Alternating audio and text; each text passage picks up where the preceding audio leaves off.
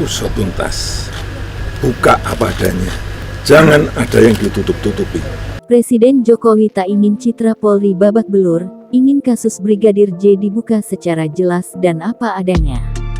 Keinginan Presiden Jokowi ini disampaikan Sekretaris Kabinet Pramono Anung, Senin tanggal 8 Agustus tahun 2022. Kasus tewasnya polisi di rumah mantan Kepala Kadif Propam Polri Irjen Verdi Sambo, Duren 3, Jakarta Selatan, menyedot perhatian masyarakat luas. Kasus ini sejak pertama diekspose memiliki kejanggalan hingga akhirnya beberapa pejabat tinggi Polri dicopot dari jabatannya. Pramono pun menyebutkan Presiden Jokowi sudah 3 kali memberikan penegasan terkait kasus tersebut. Secara garis besar, Presiden ingin agar kasus yang menyeret pejabat Polri ini dibuka secara jelas dan apa adanya.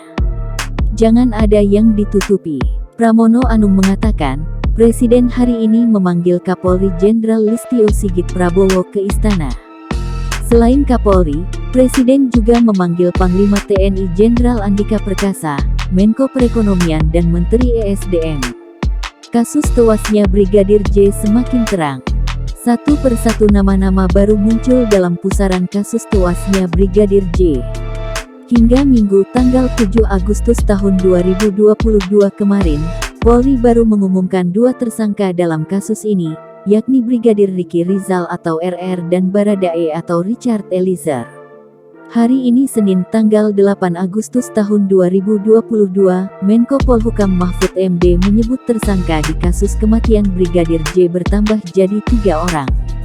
Kabareskrim Polri Komjen Agus Andrianto mengatakan, besok tim khusus akan menggelar ekspose atau gelar perkara terkait penyidikan kasus pembunuhan Brigadir Nofriansyah Yosua Huta Barat atau Brigadir J.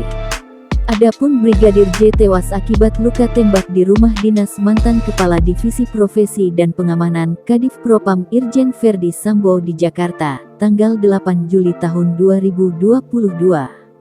Dalam kasus itu, Baradae ditetapkan sebagai tersangka dan disangka dengan pasal tentang pembunuhan yang disengaja, yakni pasal 338 junto pasal 55 dan pasal 56 Kitab Undang-Undang Hukum Pidana KUHP.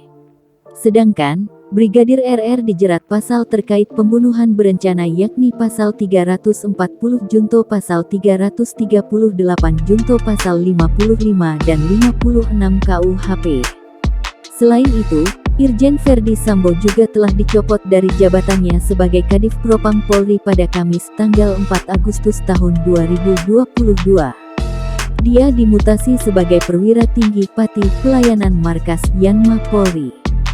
Sambo juga telah ditangkap dan ditempatkan di Makobrimob, Depok, Jawa Barat, pada Sabtu tanggal 6 Agustus tahun 2022. Penangkapan dilakukan karena Sambo diduga pelanggaran etik.